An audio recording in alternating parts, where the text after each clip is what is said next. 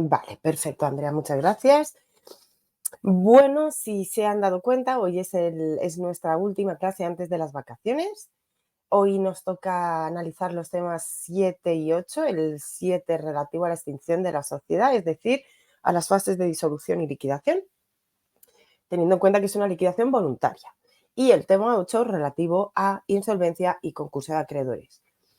Bien, no sé si antes de comenzar quieren plantear alguna pregunta sobre temas que hayamos visto anteriormente, porque pues ya que vamos a tener ese espacio, digamos, de vacaciones para repasar, pues a lo mejor quieren tener claridad sobre algún aspecto, o por ahora todo claro.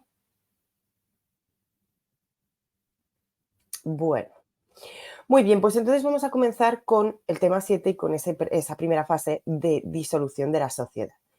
Cuando nosotros hablamos de extinción de una persona jurídica, tenemos que tener siempre en cuenta que va a haber, como les digo, dos fases. La primera fase va a ser la fase de disolución.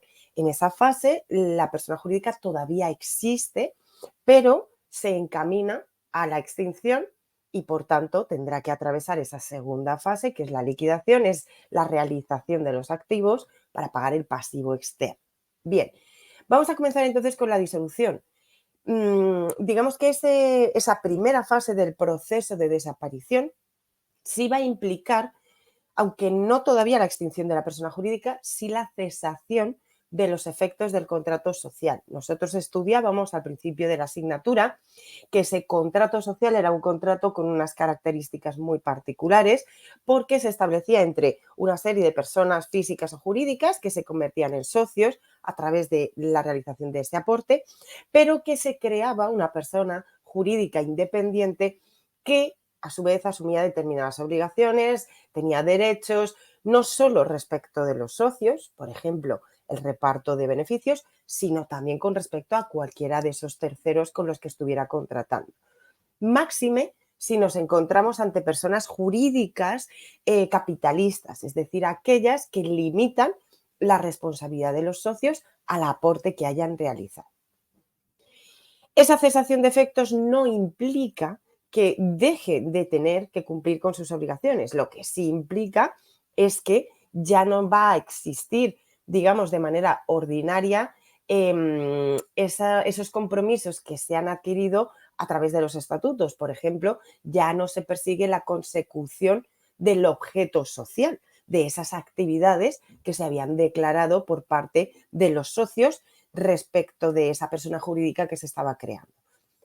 ¿Cesa la personalidad jurídica? No. ¿Cesa la capacidad jurídica? No. Simplemente cambia y ya no se puede dedicar al objeto social, sino que toda su capacidad jurídica debe estar encaminada a llevar a cabo esas tareas de liquidación, es decir, a esa realización del activo para el pago del pasivo. Ojo, porque aquí debemos tener en cuenta ciertos aspectos. Hay algunos, digamos, algunos actos o negocios jurídicos que evidentemente están encaminados a la liquidación. Por ejemplo, vender maquinaria para utilizar ese dinero y pagar a los acreedores. Va a haber otros que sin duda ninguna no están encaminados a la liquidación. Por ejemplo, la contratación, yo qué sé, me lo estoy inventando, ¿no? Pero la contratación de un servicio de Internet con una cláusula de permanencia mínima de 1 año. Pues estamos adquiriendo una obligación, aunque sea a corto plazo, pero que no está encaminada a la liquidación de la sociedad. Sin embargo, va a haber otro tipo de actos o negocios jurídicos que en principio puedan ser dudosos y que entonces tendremos que analizarlos caso por caso. Porque como yo les digo en la diapositiva y ustedes pueden comprobar en la norma, cualquier acto que no esté encaminado a la liquidación puede ser declarado nulo judicialmente. Entonces tenemos que prestar especial atención a estos actos y negocios que pueden ser dudosos. Un supuesto que yo suelo utilizar. Imagínense que nosotros, como liquidadores de una sociedad, pues determinamos que existe una fábrica que podría estar en funcionamiento, pero no lo está, porque determinada maquinaria pues, no funciona adecuadamente, está estropeada. Cuando nosotros hablamos de liquidar, lo primero que se nos ocurre es, bueno, pues vendamos la maquinaria que está estropeada, por un lado, y vendamos el inmueble por otro, o vendamos todo, pero pues como una unidad que no produce porque no funciona. Sin embargo, el liquidador que es avispado puede pensar, si yo invierto parte del activo de la sociedad en adquirir o en reparar unas máquinas para poder vender la fábrica como unidad productiva, el beneficio que se va a obtener es mayor a la hora de liquidar la empresa y, por tanto, aunque inicialmente ese acto contrato pudiera ser, digamos, no, como les decía, no estuviera directamente encaminado a la liquidación, sí mejora esas perspectivas de liquidación y, por tanto, judicialmente puede entenderse que no debe declararse como nulo. ¿De acuerdo? Bien, esta primera fase de disolución parte de la existencia de una causa de disolución. Las causas de disolución pueden provenir o bien de la ley o bien de los estatutos, o puede producirse por la voluntad espontánea, por decirlo así, de los socios. Llega un momento en el que deciden disolver y liquidar la sociedad. Bien, pues vamos a ir analizando las causas. Evidentemente, no podemos analizar las causas contenidas en los estatutos porque tendríamos que analizar los estatutos de cada tipo societario para ver si incorporan causales distintas a las que se establecen en la ley.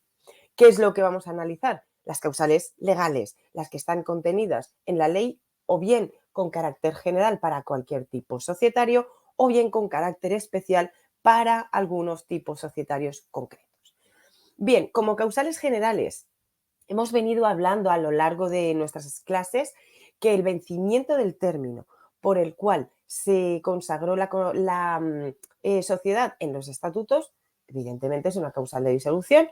Además, nosotros tenemos que saber, esto no se lo he dicho antes, y a lo mejor debería habérselo dicho antes, pero se lo digo ahora. Una vez que se detecta que existe una causal de disolución, el administrador debe convocar una junta que nosotros sabemos que se llama junta, una asamblea de socios de disolución y liquidación, de manera que los socios puedan adoptar alguna de las siguientes decisiones. O bien aceptar que esa causal de disolución se ha dado y tomar las decisiones oportunas para entrar en fase de liquidación, o bien poner, digamos, los mecanismos o decidir lo que se tenga que decidir para enervar, para remover esa causal de disolución. Ahora volvemos a donde estábamos. Hablando del vencimiento del término, ustedes saben que una vez que se ha producido el vencimiento del término, es la única causal que no se puede remover.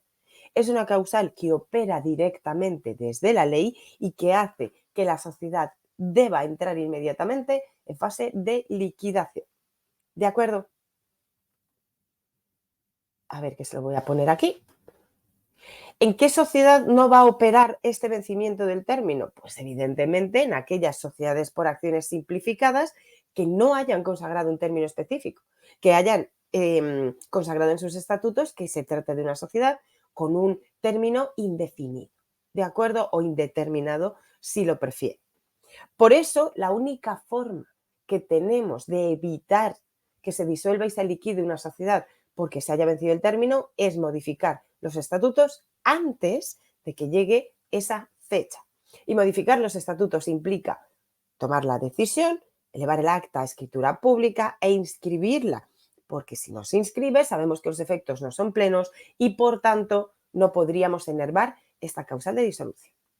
Bien, segunda causa general, imposibilidad de desarrollar la empresa, terminación de la misma o extinción de la cosa que constituye su objeto. Aquí, ¿qué es lo que tenemos que tener en cuenta? Nosotros, al constituir una sociedad, le hemos atribuido un objetivo, un objeto social, unas actividades que queremos desarrollar. Si por cualquier motivo esa actividad, ese objeto social era demasiado concreto y ya lo hemos cumplido, estamos en una causal de disolución. ¿Podemos enervarla? Claro, los socios pueden reunirse y decidir modificar el objeto social, pero siempre teniendo en cuenta lo que yo les decía la semana pasada. La modificación del objeto social no puede ser absoluta. No puedo cambiar uno por otro sin que tengan relación. Puedo ampliar el que tenía. Vale. Segunda cuestión, puede que no se trate de que ya haya cumplido con mi objeto social, sino que no puedo llegar a cumplirlo, o bien por causas externas o bien por causas internas. ¿Se les ocurre alguna causa interna o externa que impida desarrollar el objeto social de una sociedad, de una empresa?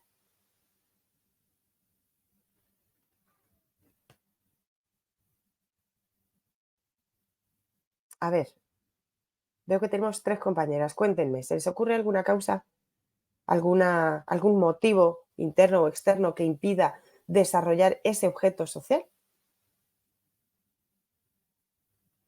Yo les voy a poner un ejemplo mientras ustedes piensan si quieren. Y además es un ejemplo real porque ha sucedido en varias ocasiones.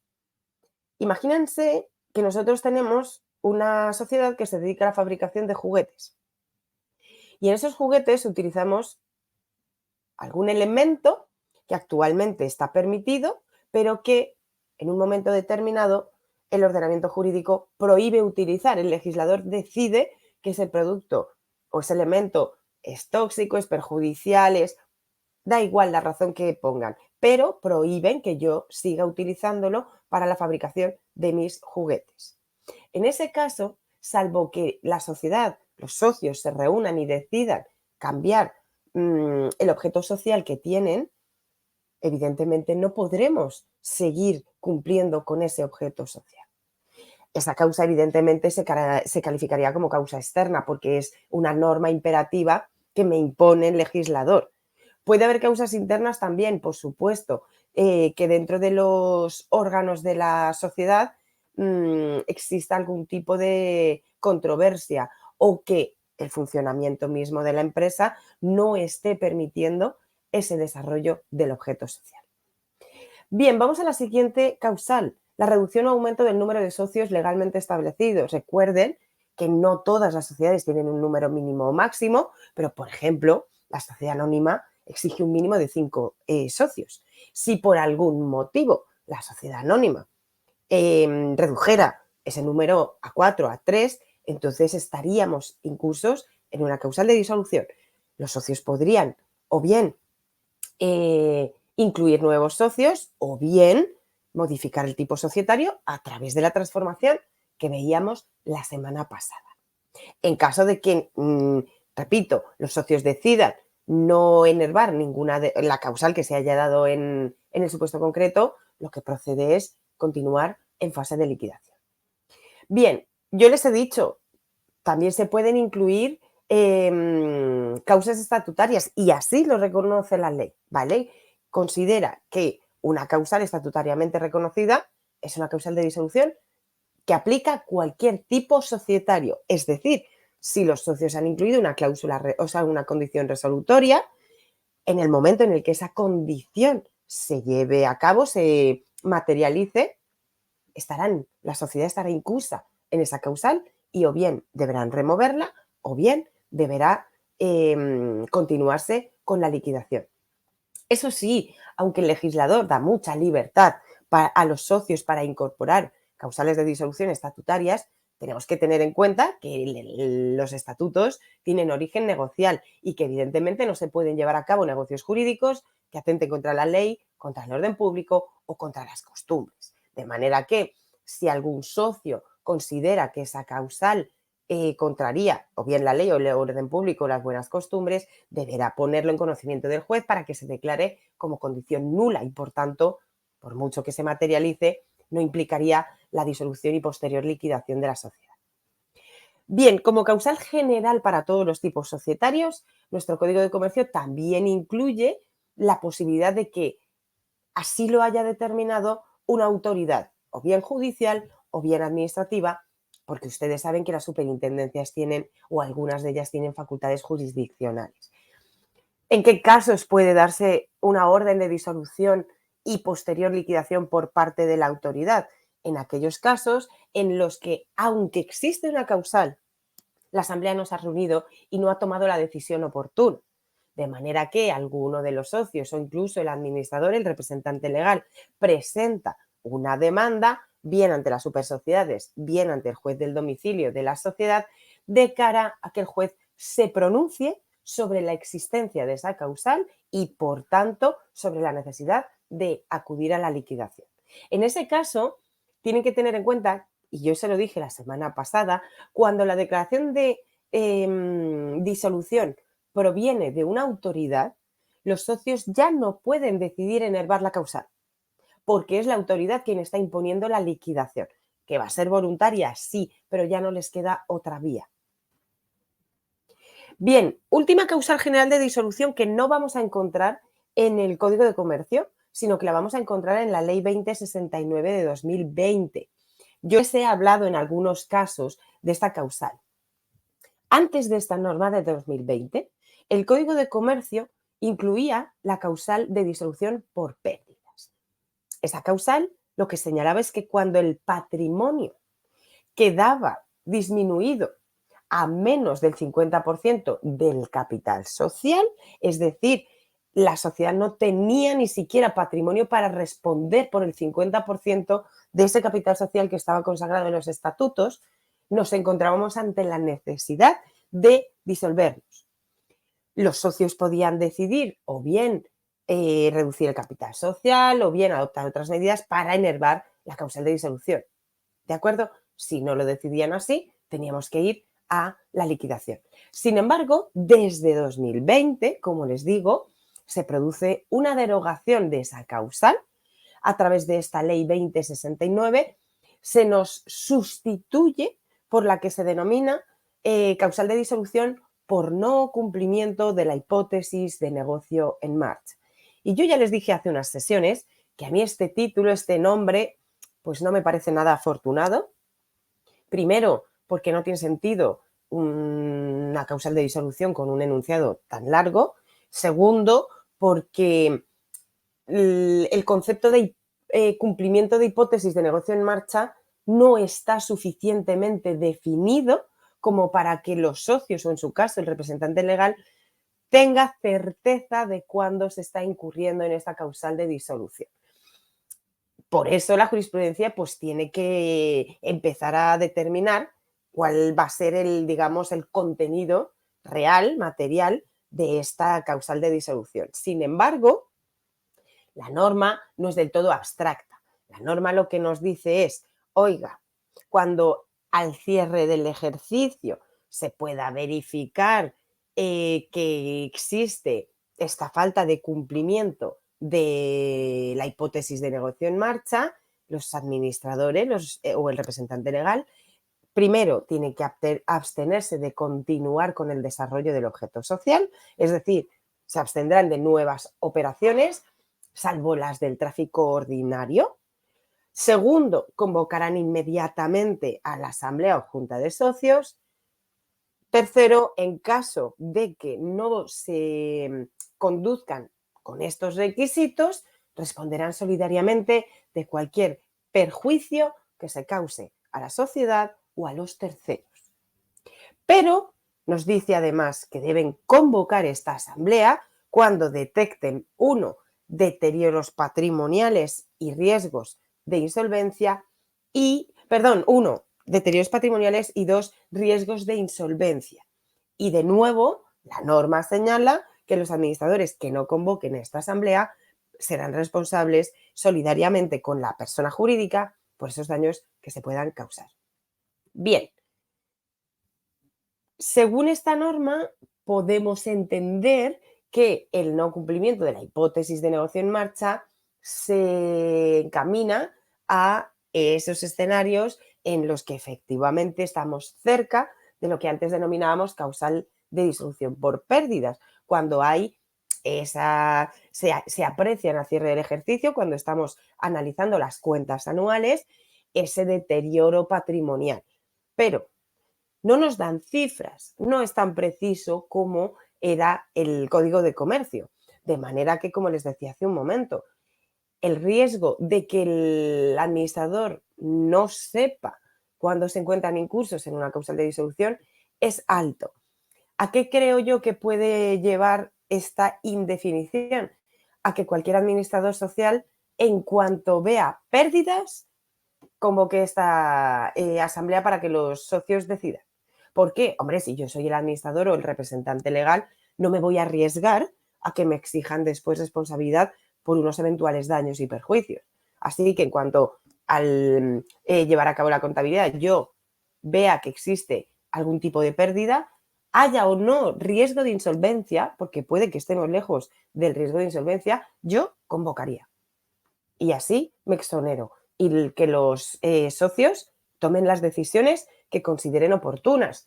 O bien adoptar decisiones que impliquen una mejor proyección a futuro, o bien acordar la liquidación, o bien simplemente acordar que no se ha detectado la existencia de esta causal y que por tanto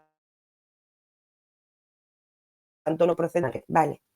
Tiene que tener en cuenta que la norma deroga, como les digo, expresamente la causal de disolución por pérdidas contenida en el Código de Comercio y además señala que cualquier referencia a esa causal, tanto en el Código como en cualquier otra norma, debe entenderse que ahora se realiza a esta causal de no cumplimiento de la hipótesis de negocio en marcha. Con lo cual, sabemos que el legislador no se va a molestar en modificar todas las normas que hacen referencia a esa antigua causal, sino que nosotros ya desde 2020 tenemos que entender que la referencia se está haciendo a esta nueva causal. ¿De acuerdo? Bien, si van teniendo dudas o comentarios, por favor me los colocan.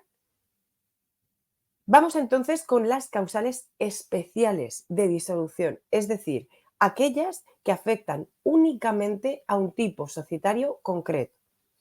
¿Por qué existen este tipo de causales especiales? Pues porque, como hemos venido estudiando, cada tipo societario tiene algunas características que las diferencian de las demás y que además deben cumplirse, es decir, son requisitos imperativos por la ley. Por tanto, para cada uno de esos requisitos tendremos una causa de disolución específica. ¿Qué sucede con la sociedad colectiva? Pues lo encontramos en el artículo 319 del Código de Comercio.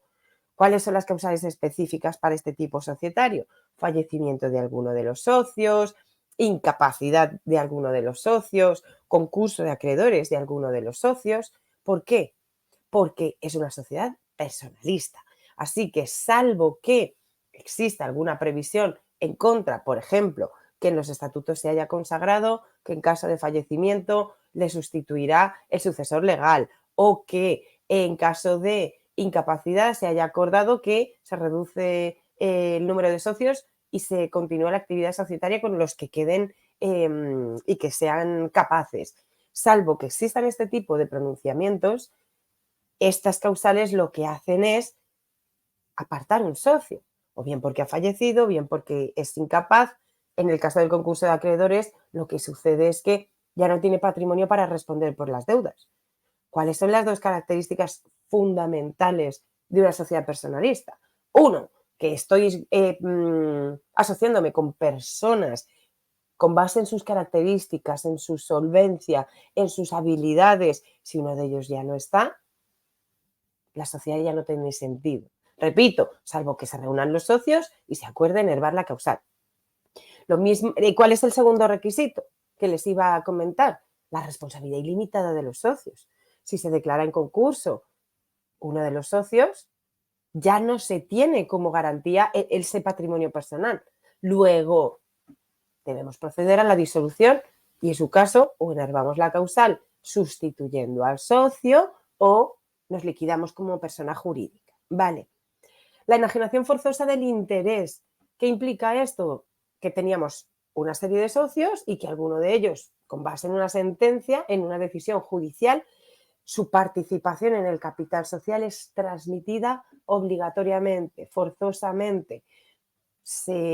No sé, el socio incurrió en determinado tipo de deudas y para el pago de esas acreencias el juez embarga y transmite esa participación en el capital social. Pues estamos en la misma situación que antes. Están quitando a un socio con el que se pactó por sus características personales. Si lo quitamos, a lo mejor la sociedad ya no tiene sentido. Vale. Por último, la renuncia o retiro justificado del socio. Sabemos perfectamente que existen motivos por los que surge a favor de los socios un derecho de retiro. Sabemos que este derecho de retiro es la manifestación de la libertad de asociación en su vertiente negativa. En la vertiente positiva decíamos, nadie puede ser obligado a asociarse, pero en la vertiente negativa es nadie puede obligarme a permanecer asociado. Vale, perdón, miento, en la vertiente positiva es todo el mundo tiene derecho a asociarse, en la vertiente negativa es nadie me puede obligar a asociarme ni a permanecer asociado. Vale, si se lleva a cabo ese ejercicio del derecho de retiro, tenemos un socio que hemos eliminado y por tanto puede que esa sociedad ya no tenga sentido. Vale, como ven, todas estas se relacionan con esas dos características básicas de las sociedades personalistas. Bien, vamos a las causales de disolución específicas o particulares de las sociedades en comandita, bien sean comandita simple o en comandita por acciones. Y las vamos a encontrar en el artículo 333 del Código de Comercio. ¿Qué nos dice este artículo? Primero, que cualquiera de las causales que hemos enunciado para la sociedad colectiva que afecte a un socio gestor será causal de disolución de la sociedad en comandita. ¿Por qué? Porque sabemos que los socios gestores de una sociedad en comandita tienen el mismo régimen legal, el mismo estatuto legal que los socios de una colectiva. Se asocian pensando en esas características personales del resto de socios, responden ilimitadamente por las deudas de la sociedad y, por tanto, todas las causales de la colectiva les aplican a este tipo de socios. Segunda causal específica de la sociedad en comandita, la desaparición de alguna de las dos categorías de socios.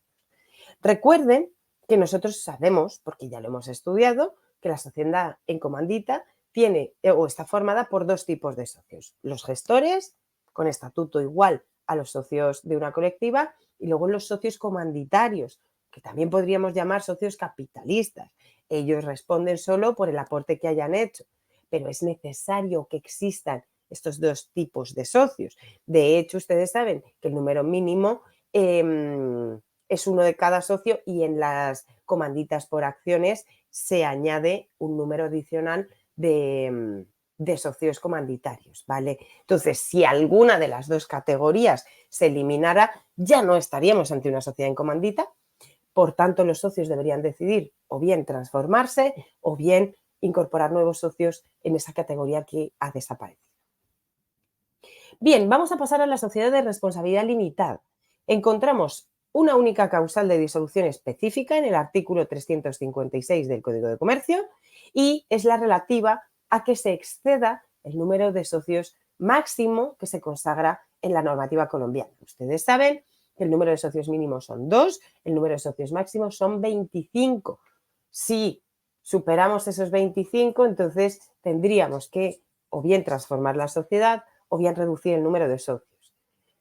No se entiende tampoco muy bien por qué se incluye este artículo, dado que, como yo les dije antes, una de las causales generales para todos los tipos societarios es que se hayan, aquí la tienen, reducido o aumentado el número de socios legalmente establecidos.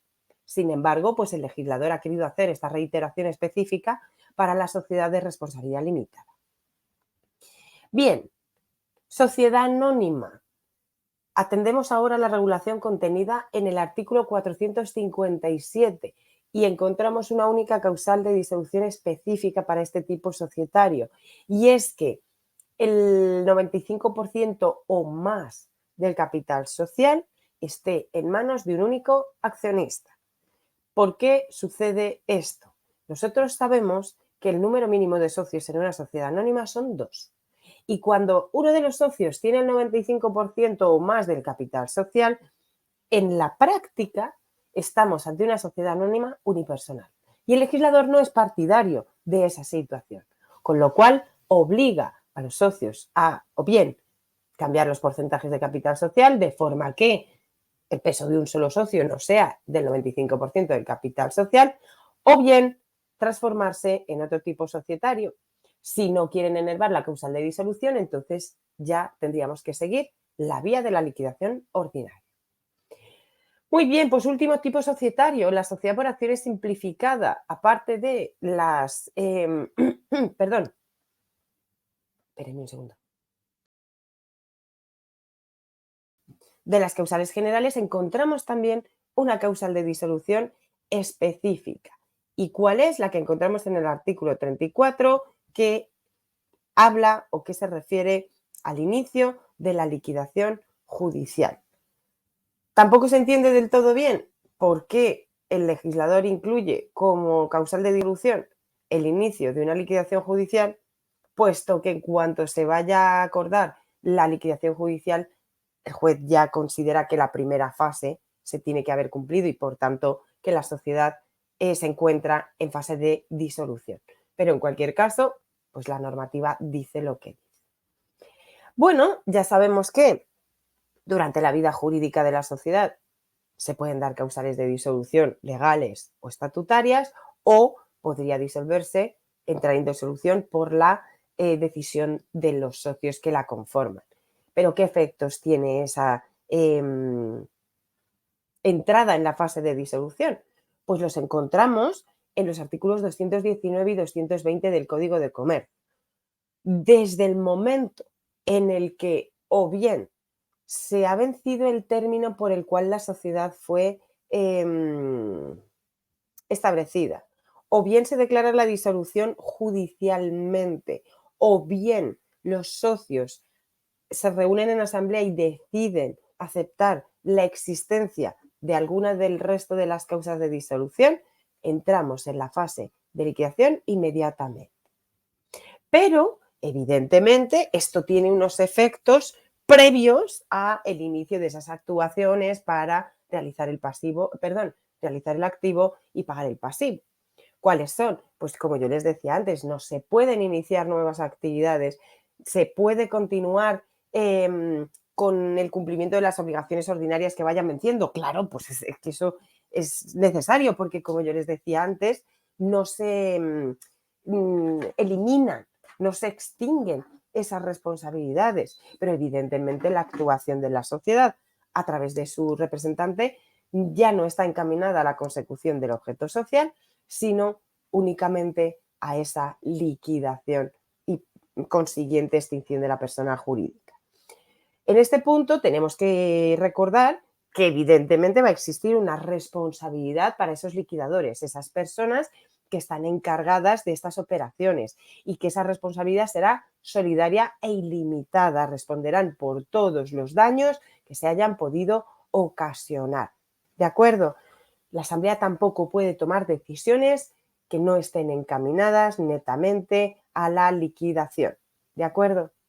Bien, la capacidad de la sociedad queda limitada, como decíamos al principio, únicamente a esos actos encaminados a la liquidación y a esos otros que podrían ser dudosos, pero que en realidad, al analizarlos de manera profunda, se ve que tienen como finalidad una mejor liquidación, una liquidación más eficiente, por decirlo así. Último efecto fundamental: a la razón social, es decir, al nombre, a la denominación de la sociedad, se le añade en liquidación y se inscribe en el registro. ¿Por qué?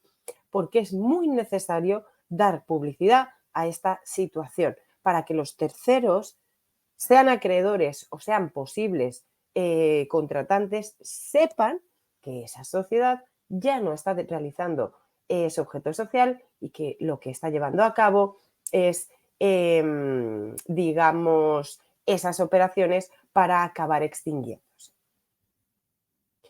Bueno, una vez que vemos estos efectos de la disolución y que nos están llevando a la fase de liquidación sin, digamos, mayor complejidad, tenemos que analizar un poco más profundamente en qué consiste esa liquidación. Yo les decía, es la realización del activo para el pago del pasivo. Se lo puedo contar un poco más académicamente, como les pongo en la diapositiva: conjunto de actos y operaciones necesarios para desatar y extinguir todas las relaciones jurídicas y económicas de la sociedad, tanto frente a terceros como frente a los socios. Y entonces la liquidación pasa por: satisfago todo el pasivo externo, incluyendo todo tipo de acreedores. Después satisfago los acreedores internos, es decir, principalmente los socios, y en caso de que exista un remanente, se reparte entre los socios como lo que denominamos cuota de liquidación. Ya sabemos que la razón social ya se ha cambiado una vez que se ha acordado esa disolución, que la capacidad jurídica, evidentemente, queda absolutamente reducida, pero lo que no hemos hablado es de cómo va a seguir funcionando el máximo órgano de decisión, porque sí sabemos que el administrador debe limitarse a las operaciones de liquidación. ¿Qué pasa con la asamblea de socios? La asamblea de socios debe sesionar, claro, porque la persona jurídica todavía existe. Según el artículo 225, va a sesionar en sesión ordinaria y en extraordinaria. La ordinaria ya saben qué funciones tiene, la extraordinaria para cualquier evento que suceda, cualquier decisión que deba adoptarse, una vez que se ha celebrado la ordinaria de ese periodo y hasta el momento anterior a que llegue la siguiente asamblea ordinaria. Y ustedes dirán, ¿podrían tener que celebrarse 2 sesiones ordinarias? Es decir, que pase más de un ejercicio durante la liquidación. Claro que puede ser.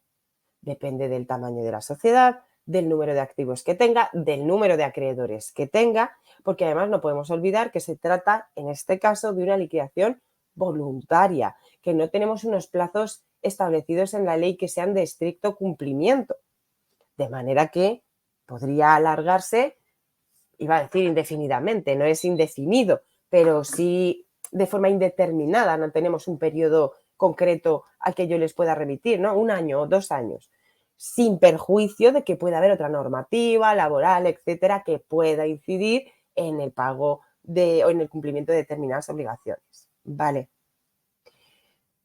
Los demás estudiantes sí me escuchan. Yamina me dice que no. Andrea, Carlos, Diana, Catherine, ¿alguno me puede confirmar si me oye?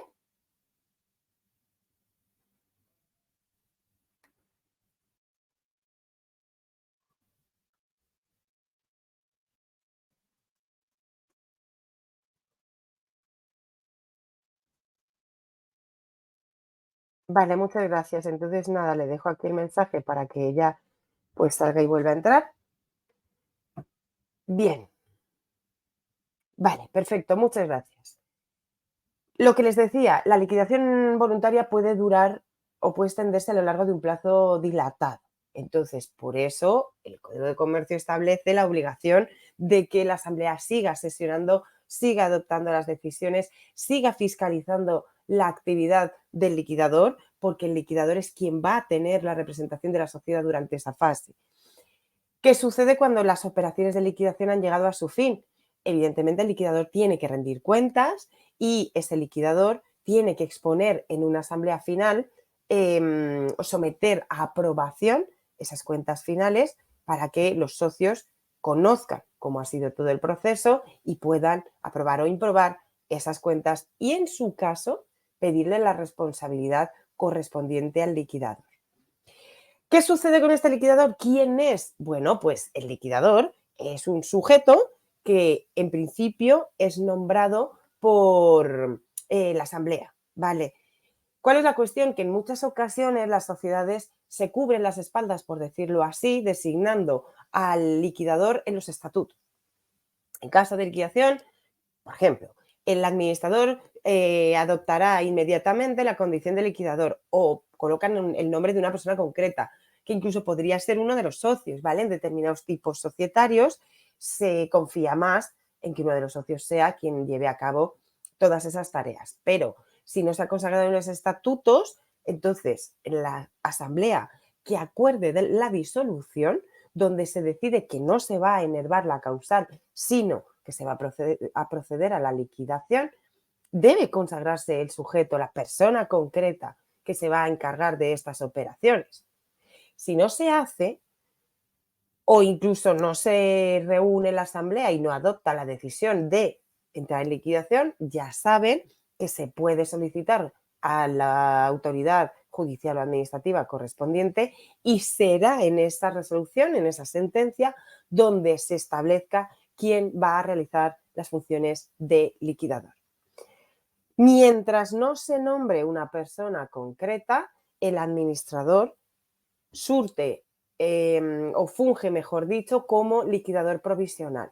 ¿De acuerdo? ¿Que podría llegar a ser definitivo? Sí, pero para que no haya un vacío, para que no se produzca una ausencia de persona con competencias para llevar a cabo esas operaciones, la norma lo que dice es, mientras no nombremos uno específico, el administrador será quien tenga atribuidas esas funciones. ¿Y cuáles son las funciones? Pues yo ya les decía que representación de la sociedad, información y rendición de cuentas. Evidentemente, para llevar a cabo cada una de las operaciones de liquidación con carácter previo, debe haber hecho un inventario. Debe haber determinado claramente el activo de la sociedad, pero también el pasivo.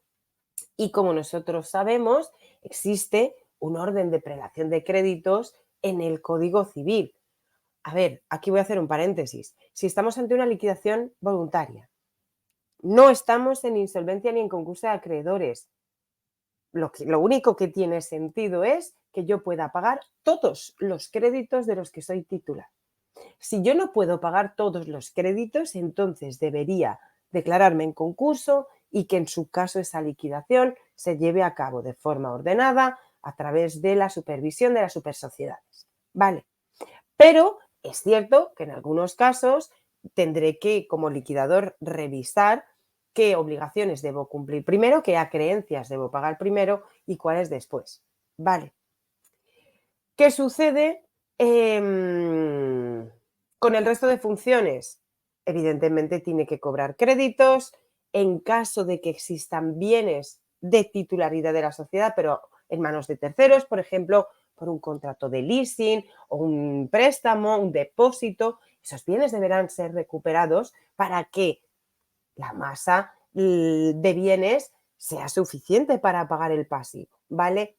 Y sin duda ninguna, como hemos dicho ya varias veces, llevar a cabo cada acto y contrato que sea requerido para enajenar, vender, transmitir los bienes, el activo y, por otro lado, pagar ese pasivo externo, ¿vale? ¿Podemos nombrar más de un liquidador? Claro, la sociedad está en disposición de nombrar uno o varios liquidadores y estos actuarán o bien de forma solidaria, es decir, cada uno llevando a cabo las actuaciones digamos por separado, o de forma mancomunada o de consumo, es decir, que los dos tengan que ponerse de acuerdo en cada una de las operaciones. ¿Qué nos dice el Código 231 del Código de Comercio, el artículo 231 del Código de Comercio? Que si nombramos más de un liquidador y no señalamos cómo debe actuar, cómo deben actuar entre ellos, entonces se presume que actúan de forma mancomunada y, por tanto, las decisiones deberán adoptarlas de consumo, en común, ¿vale? Puede haber discrepancias entre ellos, obviamente. ¿Quién las va a dirimir? Pues el máximo órgano decisorio de la sociedad, la asamblea de socios. Y tiene que decidirlo por mayoría absoluta. Vale. Muy bien. ¿Qué sucede si el liquidador o bien incumple sus obligaciones, o bien lleva a cabo actos contrarios a la ley, o bien, yo qué sé, no se ajusta al cumplimiento de los requerimientos para un liquidador? Evidentemente está sujeto a un régimen de responsabilidad, igual que lo están los administradores y cualquier persona que pueda tener a su cargo la representación de la sociedad. ¿Cuál es el régimen? Es un régimen basado en la culpa, es decir, un régimen de responsabilidad subjetivo que requiere que se acredite que al menos el liquidador ha sido negligente. Evidentemente, si ha sido doloso, con más razón responderá, pero al menos se exigirá una conducta por su parte negligente. Bien, yo les decía hace un rato qué sucede una vez que se ha pagado el pasivo. Pues que si sobra, si queda un remanente, debe distribuirse en concepto de cuota de liquidación a cada uno de los socios. Pero no se hace de manera aleatoria. Para hacer esta distribución, este reparto del remanente, hay que elaborar un proyecto que lo va a elaborar el liquidador y que tiene que ser sometido a la aprobación de la asamblea y aprobado por la mayoría de los asistentes. Nosotros sabemos que durante el funcionamiento ordinario de una sociedad, normalmente cada voto representa una parte del capital social. Es decir, cada acción un voto. Cada cuota, un voto. Normalmente, porque sabemos que puede haber excepciones. ¿Qué sucede en el caso del reparto del remanente? Que no se hace así. El voto se asigna a cada socio. De manera que no importa si un socio tiene 5 acciones o tiene 20. Su voto es uno igual que el voto de cualquier otro socio. ¿De acuerdo? Y repito, tienen que aprobarlo la mayoría de los asistentes a esa asamblea de aprobación del reparto. ¿De acuerdo? ¿Por qué se hace esto? Pues porque evidentemente así se protege a todos los socios, los derechos de todos los socios, mayoritarios, minoritarios, porque ya no estamos hablando de conformar la voluntad de una persona jurídica independiente. No, nos encontramos con una persona que se está extinguiendo y que tenemos que repartir individualmente a cada socio. Es decir, ya es el derecho del socio el que está en juego y, por tanto, por eso se le da el mismo peso a unos socios que a otros. ¿Qué sucede si el liquidador elabora el proyecto, convoca a la asamblea y no concurren los socios? Entonces se produce una segunda convocatoria en la que se va a celebrar sí o sí, o sea, esa asamblea en segunda convocatoria se va a celebrar sí o sí, y de los que asistan se aprobará con esa mayoría. Si no existe nadie, entonces se aprobará por parte del liquidador sin posibilidad de que exista impugnación. Y los socios que no han asistido deberán asumirlo. ¿Por qué? Porque el legislador sanciona esa falta de interés. Y tiene sentido. El legislador piensa, oiga, esto es para usted, esto es para repartirle a usted una parte de lo que ha sobrado.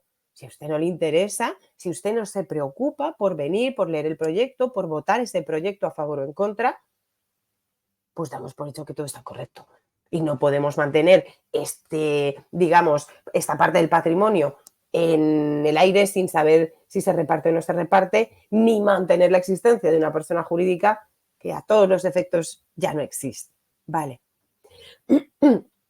¿Hay alguna posibilidad de que este reparto de remanentes se lleve a cabo antes de haber pagado el pasivo externo?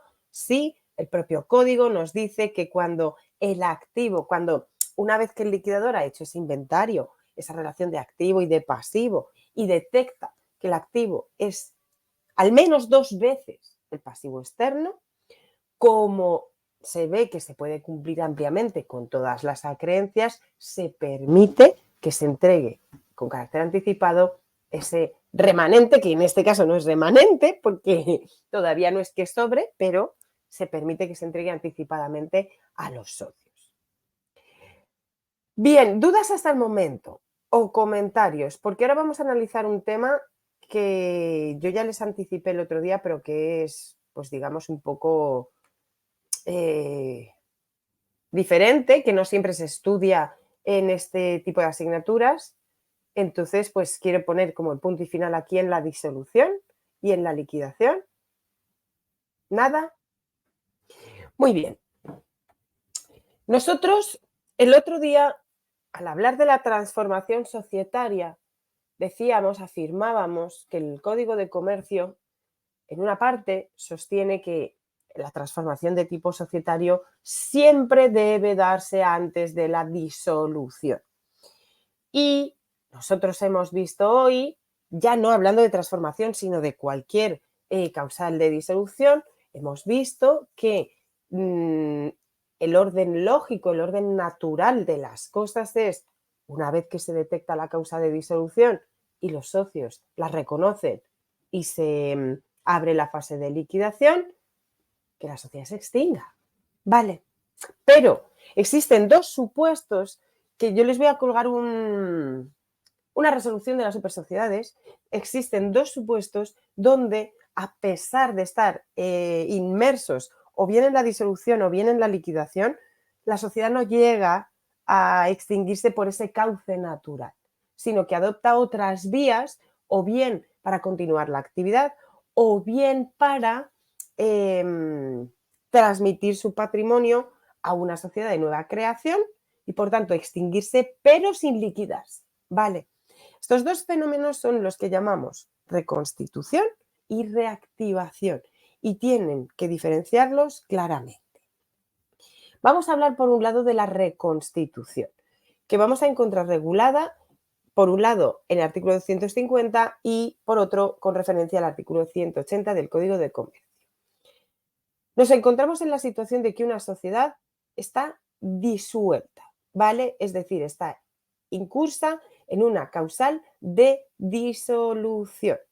Bien, en este caso, como yo les decía hace un momento, el orden lógico es ir a liquidación y extinguirse, pero esta posibilidad de reconstitución y concede a los socios el derecho de decidir por unanimidad que quieren transmitir todo su patrimonio a una sociedad de nueva creación y por tanto no se liquida, no se llevan a cabo esas operaciones de venta de activo para pagar el pasivo. Lo que se hace es transmitir, se crea una nueva sociedad, se transmite todo en bloque, tanto activo como pasivo.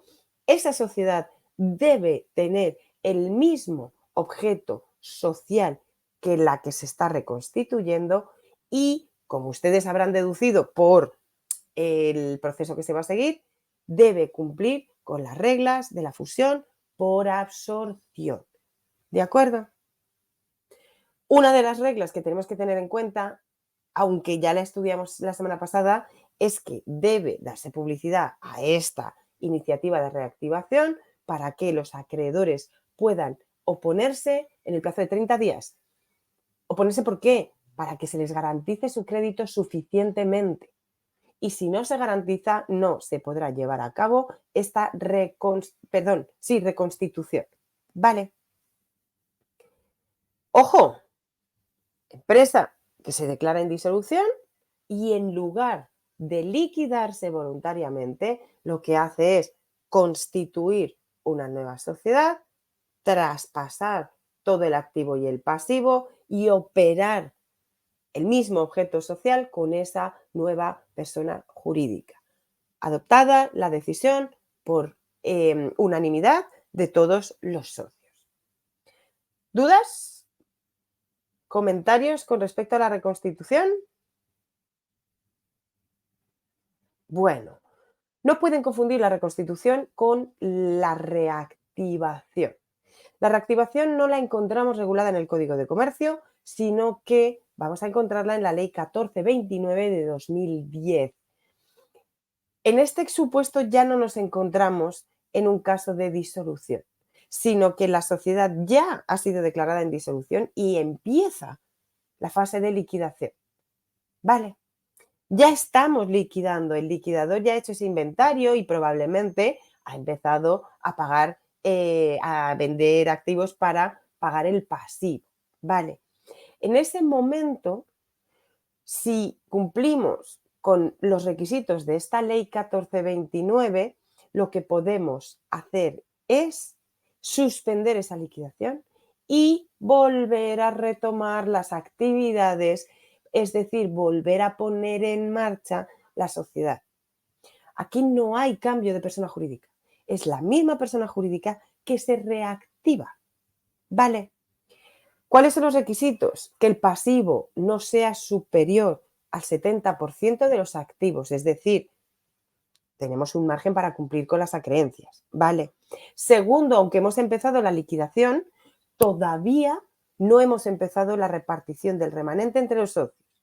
Hasta el momento antes de repartir a los socios ese sobrante, todavía se puede adoptar en la Asamblea General la decisión de reactivar, ¿vale? ¿Qué nos pide la norma? Que los socios lo aprueben por las mayorías que hemos visto relativas a la transformación, que en función del tipo societario pueden variar. Por favor, revisan la sesión de la semana pasada.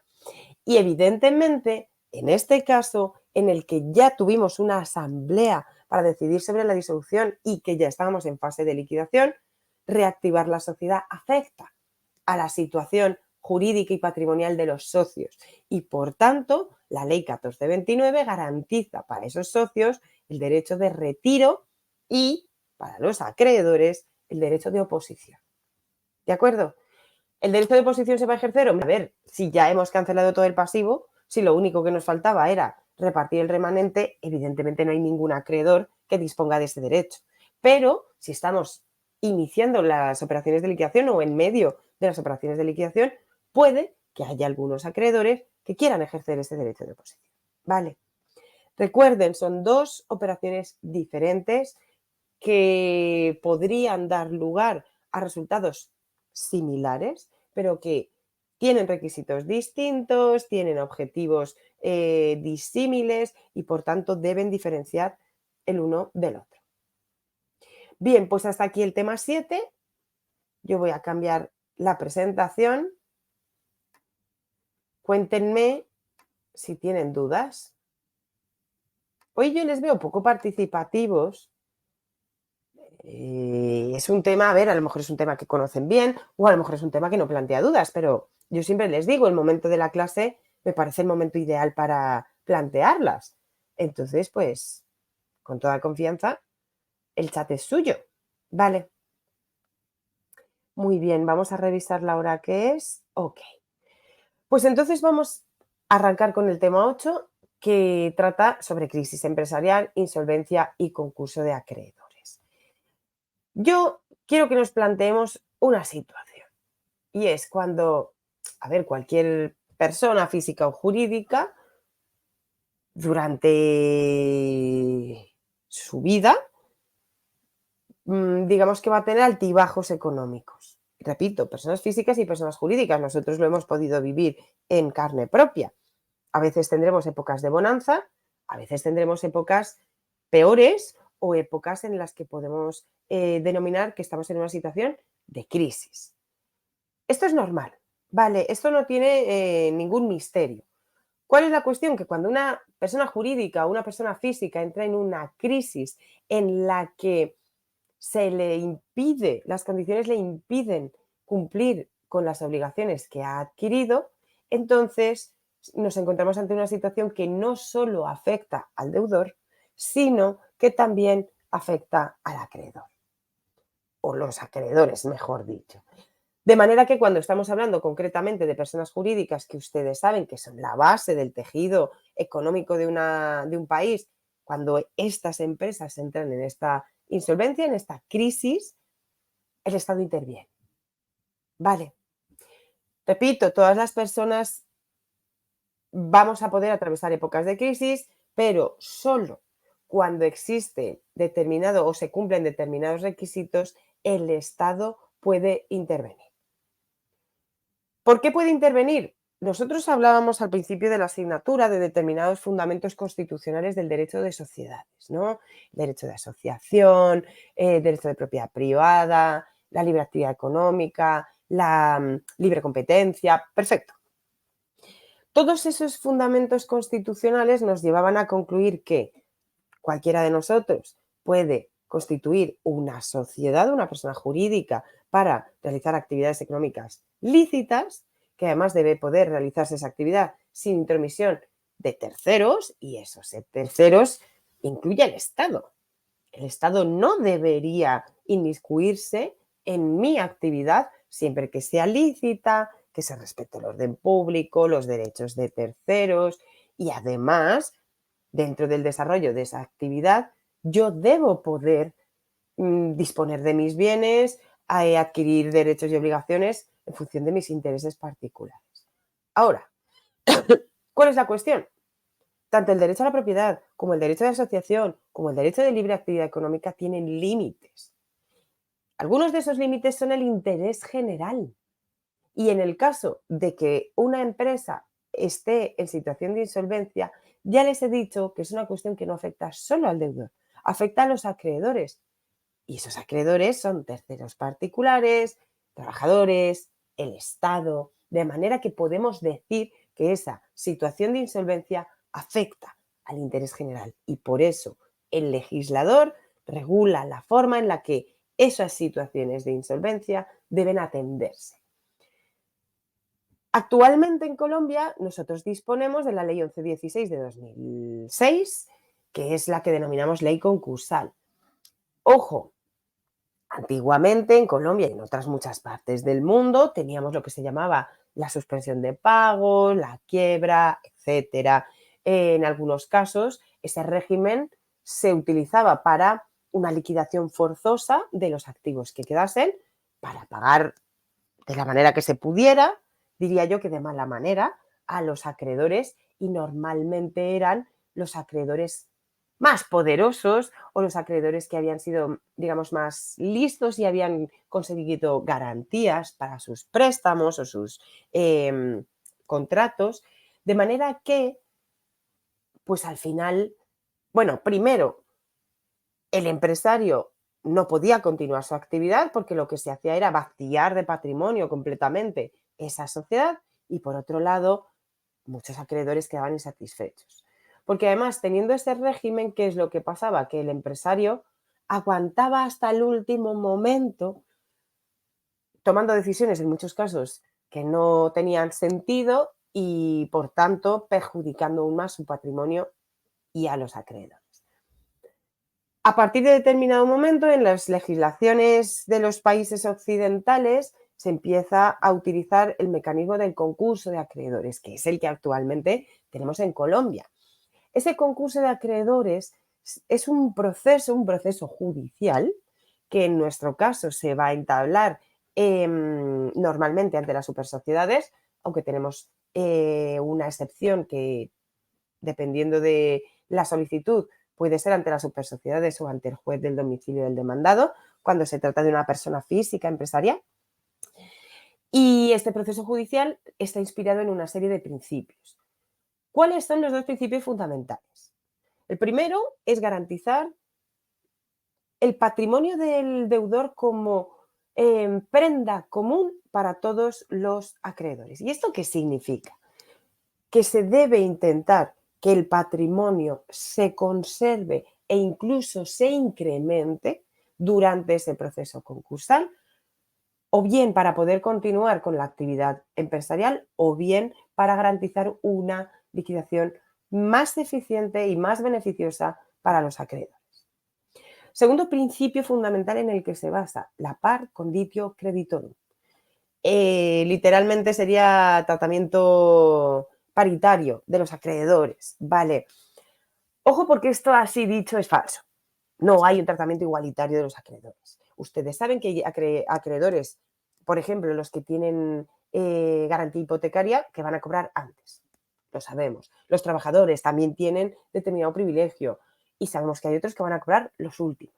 Bien, ¿eso significa que se rompe con ese principio de la par conditio creditorum? No, significa que este principio se aplica a las categorías de clases. Es decir, todos los acreedores cuyo crédito esté garantizado con hipoteca van a ser tratados igual. Todos los acreedores que tengan acreencias laborales van a ser tratados igual, o casi. Y así sucesivamente en cada una de las clases de acreedores. Vale. Bien, estos son los dos, digamos, básicos, pero la norma, la ley 1116, incluye otros principios rectores del proceso: eficiencia, información, reciprocidad, gobernabilidad económica, que tenemos que tener en cuenta, ¿vale?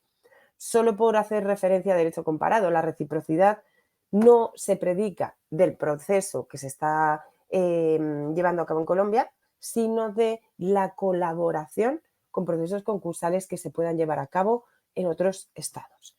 Esto actualmente es imperativo, que exista una coordinación entre autoridades de distintos países es fundamental. Yo no sé si ustedes lo han visto, pero Avianca, por ejemplo, ha estado sometida a un concurso de acreedores en Estados Unidos y, claro, en el concurso de Estados Unidos no se pueden incluir determinados bienes ni determinados acreedores que están en otros países, de manera que ese concurso no es realmente el concurso completo de toda la sociedad. Vale, es necesario que para esas empresas que operan en distintos estados pueda haber coordinación entre las autoridades, de forma que se respete esa universalidad del patrimonio y se respete en cierta medida o en la mayor medida posible esa igualdad de trato para todos los acreedores. Actualmente no existe un proceso concursal universal, no hay convenios internacionales que lo regulen, y les voy a decir por qué. Porque tiene fundamentos constitucionales. Porque el proceso concursal afecta a derechos fundamentales y en cada estado los derechos son unos u otros, y la intervención que hace el legislador en esos derechos tiene o entienden los estados que tiene que ser interna y no se quiere ceder esa competencia a través de tratados internacionales. Sí existe una norma marco que no es una norma, en realidad es un, digamos, un proyecto que se hace en el seno de las Naciones Unidas y que el objetivo es que cada Estado incorpore esa norma marco en su propia normativa interna para que todos juguemos con las mismas reglas cuando estemos hablando de insolvencia transfronteriza. Colombia lo ha hecho, en la Ley 1116 hay un capítulo destinado a la insolvencia transfronteriza que prácticamente transcribe esa norma marco, pero hay muchos otros estados que no lo hacen. Vale. Bien, una vez que hemos visto estos principios rectores, vamos, digamos, a la cuestión sustantiva. Este proceso concursal está regulado en la Ley 1116 de 2006, que es una norma imperativa. ¿Puede haber otras normas que afecten al proceso concursal? Sí, pero la principal es esta que yo les comento. ¿Qué significa que sea una norma imperativa? Pues que es de obligado cumplimiento. Y que si cumplimos, si un empresario, sea persona física o jurídica, cumple con los requisitos para declararse en concurso, debe declararse en concurso. O si se cumplen los requisitos para que un acreedor solicite el concurso, debe solicitar ese concurso para que su deudor pueda entrar en este proceso. Y además, el desarrollo de ese proceso concursal se va a guiar por estas normas imperativas. ¿Eso significa que el deudor y los acreedores no tienen margen de actuación? No, en ningún caso. Ahora vamos a ver que una vez que el empresario es declarado en concurso, hay dos vías para resolver ese concurso. Una es a través de un acuerdo de reestructuración, de reorganización, perdón, y otra es la liquidación. Y en el marco de la reorganización se puede llegar a acuerdos entre entre deudor y acreedores, ¿vale? Pero siempre, como les digo, cumpliendo determinados requisitos imperativos. Evidentemente es una norma de carácter especial y debe aplicarse con prevalencia sobre normas de carácter general, como puede ser Código de Comercio, Código Civil, etc.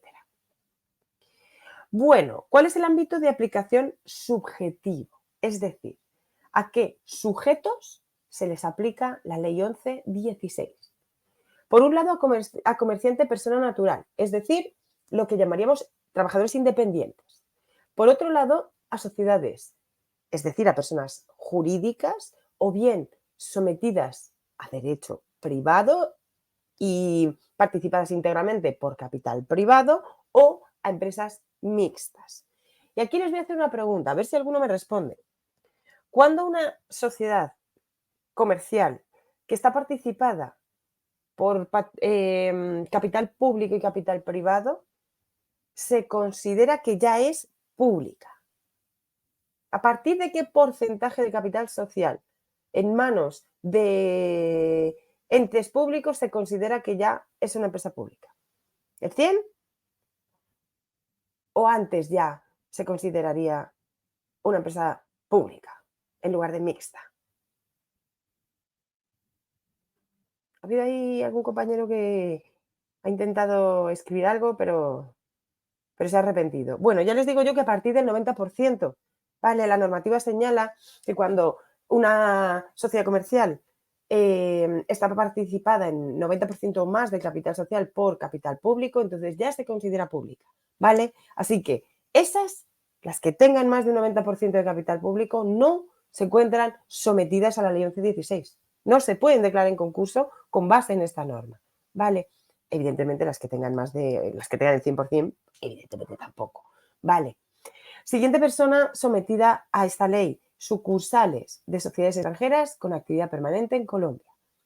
Por hacer un repaso, recuerden que cualquier sociedad extranjera que tenga actividad permanente en Colombia está obligada a establecer una sucursal en Colombia y esa sucursal debe tener atribuida una parte de capital social de manera efectiva, es decir, dinero o bienes en territorio colombiano y debe tener un representante que se encuentre residiendo en Colombia.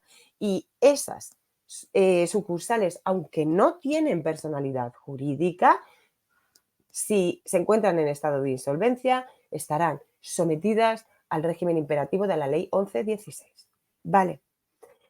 Último sujeto sometido, patrimonios autónomos afectos a actividades empresariales. No cualquier patrimonio autónomo, solo patrimonios autónomos que se dediquen, que estén destinados a la realización de actividades empresariales. ¿De acuerdo? ¿Qué sucede con el resto de sujetos? Persona física que no es empresaria o comerciante, personas de derecho público, unas al Código Civil, otras a su normativa administrativa correspondiente. Vale. Ojo, porque tenemos algunas excepciones específicas. Nosotros tenemos que acudir a la Ley 1116 que nos dice algunos entes que no van a ser sometidos a la Ley 1116, como por ejemplo las EPS. Vale, revísenlo para que tengan claridad sobre este aspecto. Bien, ¿cuál es el ámbito objetivo? Si el ámbito subjetivo se refería a qué sujetos o personas pueden quedar bajo la norma, ahora vamos a ver qué situaciones quedan amparadas bajo esta norma. Es decir, cuándo, en qué momento se debe declarar a alguna de esas personas en concurso de acreedores. Y eso lo vamos a encontrar en el artículo 9. Y nos habla de dos escenarios distintos. Tenemos por un lado la cesación de pagos, que sería lo que se denominaría insolvencia, y tenemos por otro lado la incapacidad de pago inminente. Bien, ¿qué sucede con la cesación de pagos? No es cesación de pagos indeterminada. La propia norma nos dice cuándo estamos en este supuesto. O bien, cuando durante más de 90 días la persona ha incumplido 2 o más obligaciones a 2 o más acreedores, está en cesación de pagos. Ojo, cuando estamos hablando de obligaciones, no son las alimentarias, ¿vale? Es decir, si yo estoy incumpliendo, imagínense que yo soy empresaria independiente y estoy incumpliendo por un lado un préstamo hipotecario a un banco y por otro una pensión de alimentos que le debo a un hijo mío, entonces no estaría en no estaría en cesación de pagos, porque esa pensión no se incluye dentro de esto, solo estaría incumpliendo una obligación a un acreedor, ¿vale? Siempre para que se entienda que estoy en este primer supuesto, debo estar incumpliendo. Debo llevar un retraso de más de 90 días en el pago de al menos 2 obligaciones dependientes de al menos 2 acreedores distintos. Vale. Siguiente supuesto. Puede que no esté cumpliendo lo de antes, pero puedo estar todavía en cesación de pagos cuando hay interpuestas en mi contra al menos 2 demandas de ejecución por al menos 2 acreedores. Si a mí, la vivienda y Bancolombia ya me han demandado, han entablado una acción ejecutiva en mi contra, tenemos 2 demandas de ejecución con 2 acreedores, entonces ahí puedo estar ya en cesación de pagos. Vale. Ojo, aunque estemos en alguno de estos supuestos, o bien del incumplimiento de más de 90 días, o bien en las 2 demandas de ejecución, siempre tenemos que tener en cuenta que hay, digamos, un margen cuantitativo y que las deudas que yo estoy incumpliendo no pueden ser inferiores, perdón, el patrimonio que yo tengo no puede ser inferior al 10% de ese pasivo que yo tengo. ¿De acuerdo? Bien, esta es la cesación de pagos. Como les he dicho, la que se denomina insolvencia o la que reconocemos como insolvencia, pero hemos hablado de que existe otro supuesto, que es el de la incapacidad de pago inminente. Este supuesto solo aplica a las personas jurídicas, ¿vale?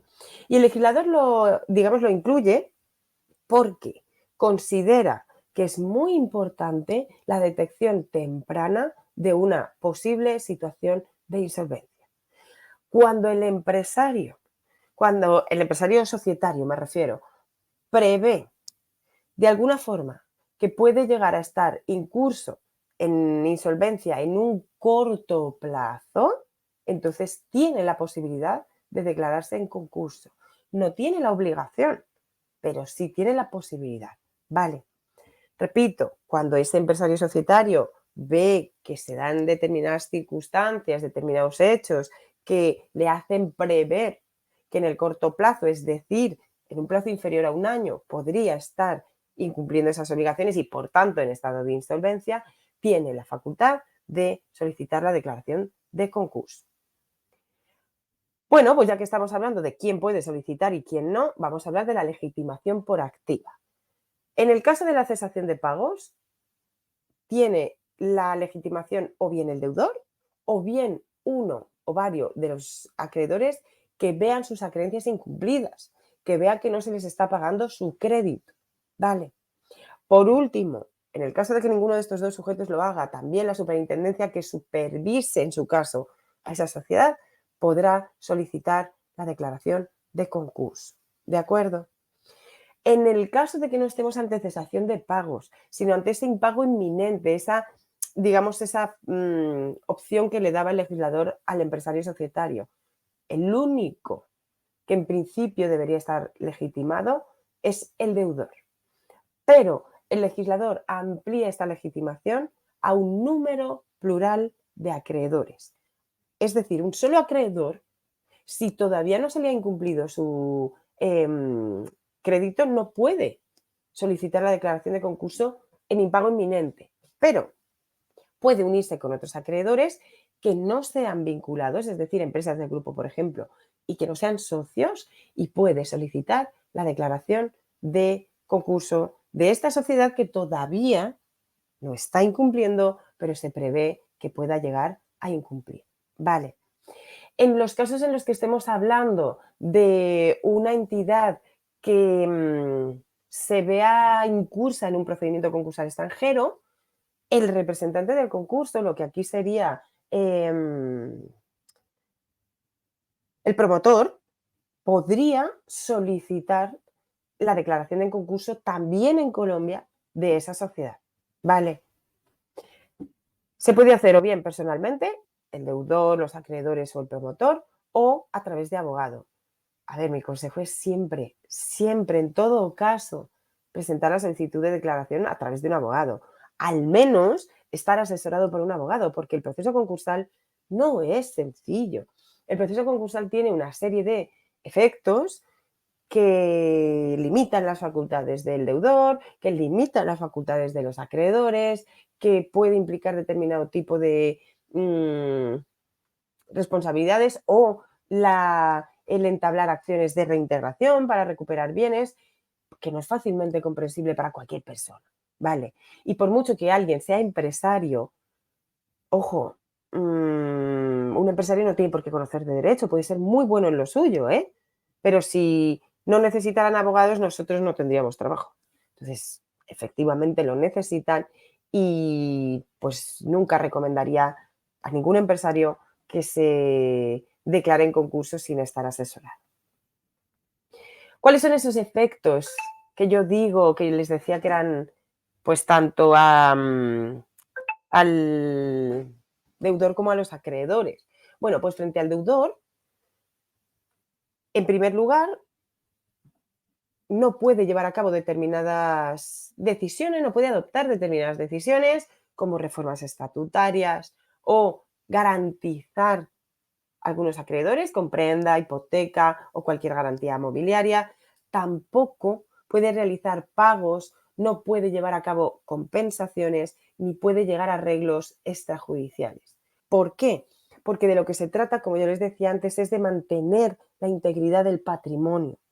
Si permitimos que el deudor disponga libremente de su patrimonio, entonces lo que estamos permitiendo en cierta forma es que se deshaga de él. Ni siquiera estoy hablando de un delito de alzamiento de bienes, ¿no? De quiebra, de insolvencia punible o... No, estoy hablando de un empresario que sigue llevando a cabo su actividad, que ve que se encuentra en una situación de crisis y que intentando de la mejor manera solucionarlo, pues malvende algunos bienes o para que por ejemplo, un banco, una entidad bancaria no le demande ejecutivamente, pues ofrece mayores garantías, o viéndose en este tipo de crisis, pues decide pagar a algunos acreedores antes que a otros. Todo esto debería ser declarado nulo y además no solo va a ser un acto ineficaz, sino que el empresario o en su caso el representante estará sometido a un régimen de responsabilidad y será responsabilidad frente a particulares, es decir, responsabilidad por daños y perjuicios, pero también puede estar sometido a la imposición de multas, ¿vale? Con lo cual, una vez que se declare el concurso, el empresario individual o el representante legal del empresario societario debe tener mucho cuidado con los actos que lleva a cabo. ¿Qué pasa con respecto a los terceros? Ya no al deudor, sino a los acreedores o a terceros con los que ha contratado. Vale, vamos a analizar por un lado los acreedores. Que se declara el concurso por parte de las supersociedades. ¿Qué sucede? Que si existen acciones ejecutivas que ya estén en curso, se suspenden y se acumulan al concurso. ¿Por qué? Por la misma razón. Hay que mantener la integridad del patrimonio. Si permitimos que un acreedor se lleve un trozo de ese patrimonio, estamos incumpliendo ese principio. Con lo cual, no le estamos quitando su derecho a obtener lo que es suyo, sino que lo incorporamos para tramitarlo todo en el mismo proceso. Pero, además, cualquier acreedor queda impedido para entablar acciones ejecutivas nuevas, por la misma razón. ¿De acuerdo? Así que las que existen se acumulan al concurso y se impide a cualquier acreedor entablar acciones nuevas. Todas sus reclamaciones crediticias deben hacerlas ante el juez del concurso. ¿Qué sucede con los contratos? Es decir, terceros con los que yo tengo como deudor una obligación, pero todavía no la he incumplido. El contrato está vigente, ambas partes están cumpliendo. Pues el legislador lo que dice es, oiga, mire, la idea es que el empresario pueda continuar con su actividad. Es verdad que el concurso de acreedores tiene como finalidad última satisfacer los créditos, pero sería maravilloso que aparte de satisfacer los créditos pudiéramos mantener la actividad de la empresa. Y si nosotros permitimos, si el legislador permite que en el momento en el que se declare el concurso los contratos se declaren resueltos, no hay poder humano para continuar la actividad. Luego, ¿qué dice la ley 1116? Oiga, los contratos, si se están cumpliendo, continúan. Y cualquier cláusula que se encuentre en un contrato que diga, por el hecho de declararse en concurso alguna de las partes, este contrato queda resuelto, son nulas. Y las vamos a ver por todas partes, porque se incluyen, yo no sé por qué se incluyen, pero porque todos los abogados sabemos que son nulas, o deberíamos saberlo, se incluyen, pero no tienen, no son operativas, ¿vale? Ahora eso no quita para que si durante la vigencia del proceso concursal yo incumplo a esa parte contractual, claro, ahí ya es una cuestión distinta. Hay que presentar una solicitud de resolución ante el juez y que el juez valide la situación. Oiga, pues mire, sí, hay un incumplimiento, luego resolvemos e incluimos su crédito. Vale. Con respecto a la causal de disolución por pérdidas, que la ley 1116 nos dice que se suspende. Es decir, a ver, es evidente que en el proceso concursal hay una insolvencia. Hay normalmente un desajuste entre el activo y el pasivo. Bueno, vamos a hacer un paréntesis más grande. La insolvencia puede provenir de dos vías, porque la insolvencia es la imposibilidad de cumplir ordenadamente con las obligaciones a las que me he comprometido. Puede ser que yo no esté cumpliendo porque no tengo liquidez o puede ser que no esté cumpliendo porque no tengo activos suficientes. Si el problema es de liquidez, no hay mayor cuestión. Se declara el concurso, se venden algunos activos, se adquiere liquidez y ya estamos otra vez, digamos, regularizados. La cuestión es cuando existe ese desequilibrio entre activo y pasivo. Vale, cuando estamos en esos casos de desequilibrio patrimonial, a veces estaríamos también incursos en esa causal de disolución por pérdidas que yo les decía antes. implica que mi patrimonio no es ni siquiera suficiente para cubrir el 50% de capital social. Vale. Como esa causal queda derogada, cuando ahora leemos en la ley 1116 que se suspende la causal de disolución por pérdidas, lo que debemos entender ahora es que se suspende la causal de disolución por no cumplimiento de la hipótesis de negocio en marcha. Vale. ¿Qué quiere decir esto? En la práctica no quiere decir otra cosa más que, oiga, usted ya está metido en un concurso, ya está en un proceso en virtud del cual, a través del cumplimiento de determinadas fases, usted o bien, digamos que sanea su situación, llega a un acuerdo y continúa la actividad empresarial, o bien se va a la liquidación. Entonces no tiene sentido que en medio de ese proceso el representante diga, uy, que tenemos pérdidas patrimoniales, vamos a convocar a la asamblea para declarar que estamos en disolución. No tendría sentido y, por tanto, la propia ley dice, oiga, esto queda sin efecto en tanto que resolvamos el concurso. Vale. Muy bien, evidentemente, el último de los efectos que yo les traigo aquí, que hay más, pero yo les cito, digamos, los que me parecen más relevantes, es el de nombramiento de promotor. Ojo, el promotor no es el defensor o el representante del deudor, ni defensor o representante de los acreedores. El promotor es un auxiliar de la justicia. Es un sujeto que colabora con el juez del concurso y siempre debería velar por el mejor interés del concurso. Y eso implica que tiene que ser imparcial a la hora de elaborar el inventario, a la hora de promover un acuerdo, a la hora de llevar a cabo la liquidación, etcétera, etcétera. ¿Vale? No está de un lado ni de otro. Otra cosa es que en la práctica podamos encontrar promotores cuya ética puede ser cuestionable, y yo los he visto, que admitan determinado tipo de pagos o de regalos para beneficiar a unos o a otros, para hacer la vista gorda y cerrar los ojos ante determinado tipo de comportamientos, pero en principio el promotor es un auxiliar de la justicia y, como les digo, vela por el interés del concurso. Vale. Es nombrado por el juez, como yo les decía antes, principalmente por las supersociedades, que es quien va a conocer, al menos en nuestro caso, el concurso de empresario individual o empresario societario. Vale.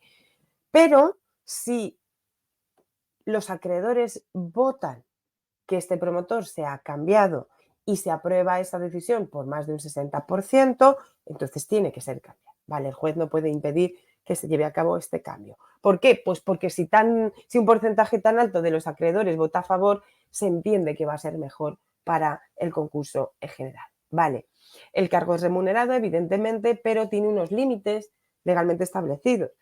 En el caso de que el concurso vaya por la vía de reorganización, será un 0,2 de los activos al mes, de los activos que tenga la sociedad o, en su caso, el empresario individual, pero cuando nos encontramos ya en fase de liquidación, la remuneración será de un 6% del total de los activos. Vale. Bien, decíamos, dos vías, proceso de reorganización o liquidación forzosa. El proceso de reorganización lo que busca es satisfacer los créditos. Nunca perdamos de vista ese objetivo, ¿vale? Porque muchas veces yo encuentro estudiantes que me dicen, no, es que la ley dice que el objetivo principal es la continuación de la empresa. No. El objetivo principal de la ley es la satisfacción de los créditos y, en la medida de lo posible, la continuación de la empresa. Si su objetivo principal fuera la continuación de la empresa, el concurso de acreedores no regularía la liquidación, sino que regularía, por ejemplo, el borrón y cuenta nueva. Oiga, ¿ustedes no han podido llegar a un acuerdo? Vale, pues extinguimos todos los créditos y que la empresa siga funcionando. Pero no hace eso. Vale, el objetivo principal es la satisfacción de los créditos. Segundo objetivo, continuar con la empresa. Por eso nos da la posibilidad de entrar en un proceso de reorganización. Si el deudor no quiere, no se le puede obligar. El deudor puede pedir directamente pasar a la liquidación. Vale. Si el deudor quiere o lo solicitan los acreedores con su consentimiento y su conocimiento, entonces debe llevarse a cabo una negociación y elaborarse un proyecto de reorganización donde se incluyan la graduación de créditos, la distribución de los derechos de voto de cualquier, o sea, de los acreedores que están ahí incluidos, las posibles objeciones que se puedan llevar a cabo por parte de los acreedores el del deudor y ese acuerdo, una vez que se haya debatido y negociado, debe ser aprobado. Vale. La ley nos da 4 meses improrrogables para llegar a un acuerdo. Si durante esos 4 meses no se alcanza ese acuerdo, necesariamente vamos a liquidación forzosa. ¿Vale? ¿Por qué nos dan un plazo tan corto? Bueno, a lo mejor no es tan corto, porque nosotros tenemos que partir de la base de que, de que un deudor que está en situación de insolvencia no pasa así de un día para otro a la crisis. Esto tiene un proceso. Cuando somos persona física, o sea, cuando no nos dedicamos a la actividad empresarial, nosotros somos conscientes de que estamos incurriendo en determinado tipo de deudas, somos conscientes de cuando nuestras deudas superan el sueldo o digamos, las ganancias que vamos obteniendo cada mes, sea de la vía que sea. Con mayor razón, un empresario lo sabe y ya una sociedad que tiene obligación de llevar a cabo unas cuentas anuales, por supuestísimo que ve venir, no sé si de lejos, pero ve venir esa posible situación de insolvencia. De manera que es que el proyecto de reorganización puede estar sometido a negociación antes de que se haya declarado en concurso. Puede que ya haya estado en trámites de negociación con distintos acreedores, con lo cual el plazo de 4 meses no es tan corto. Y además, debemos tener en cuenta que en una situación de insolvencia el paso del tiempo puede perjudicar mucho, sobre todo a los acreedores más débiles, ¿vale? A los acreedores que en principio están más desprotegidos. Una vez que el proyecto ha sido aprobado por acreedores y deudor según las mayorías necesarias que vamos a ver ahora, debe ser confirmado por el juez, que debe analizar si se cumplen los requisitos imperativos de la ley, si se han respetado las mayorías, si se ha respetado la aprobación de créditos correspondiente, etc. Vale. ¿Cuáles son las mayorías? Bueno, la mayoría general, la que suele exigirse por la ley 1116, es que el proyecto se apruebe por una pluralidad de acreedores, no vale que sea uno solo, tienen que ser varios. Y además estos acreedores están divididos en categorías, ¿vale? Cada categoría suele ser equivalente a un tipo de acreedor, garantía hipotecaria, trabajadores, etcétera. Pero se divide en categorías. Cuando tenemos miembros de las 5 categorías que nos señala la ley, el proyecto debe ser aprobado por una pluralidad de acreedores, con mayoría absoluta y que además esa mayoría absoluta corresponda a la aprobación de al menos 2 o 3 categorías de acreedores según el supuesto en el que nos encontremos. Es decir, no es sencillo, ni siquiera con esta mayoría ordinaria, aprobar un proyecto de reorganización. Porque, repito, tenemos 5 categorías. Si hubiera acreedores de las 5, al menos 2 de ellas, en los casos más sencillos, deben aprobar el proyecto y el voto de esos debe implicar la mayoría absoluta del total de los acreedores. Vale. En algunos casos, la ley nos va a pedir una mayoría reforzada en función del contenido de ese proyecto, ¿vale? En función de las renuncias que tengan que hacer los acreedores, puede la ley pedirme una mayoría reforzada. En este caso, lo que me van a pedir es pluralidad de acreedores con una mayoría de 75%, ¿vale? Si estoy cumpliendo con esta mayoría reforzada del 75%, ya no importa a qué categoría pertenecen los acreedores que votan a favor, ¿vale? Da igual si es de una, de dos, de 3 categorías, si tenemos un 75% del total, entonces quedaría aprobado ese proyecto, ¿vale? Hay una excepción cuando parte de los acreedores son internos, es decir, con carácter general socios o empresas del grupo, si esas mayorías, bien sea la ordinaria o bien sea la reforzada, se alcanzan únicamente con los votos de esos acreedores internos, entonces se exige un plus. La ley nos dice que se exige adicionalmente un 25% más de aprobación que corresponda a acreedores externos. Vale. Evidentemente, la explicación que yo les estoy dando aquí es superficial, se refiere a algunos aspectos que me parecen más controvertidos. Yo les pido que acudan a la ley 1116 y que revisen los artículos correspondientes y si tienen dudas, evidentemente, me pregunten. En las ideas clave también se profundiza un poco más sobre el tema y yo les recomiendo especialmente un vídeo que tienen en las ideas clave, que además me invitaron a participar sobre las acciones de reintegración porque me parece que es uno de los aspectos más interesantes del proceso concursal y que se dirige a cumplir con ese objetivo de mantener la integridad del patrimonio e intentar ampliarlo para llevar a cabo un proceso concursal más eficiente. Vale, si no podemos llegar a un acuerdo en esos 4 meses, no se presenta un proyecto o se presenta pero se incumple, pasamos directamente al concurso que termina por liquidación forzosa. Pero también hay otras opciones para acabar en liquidación.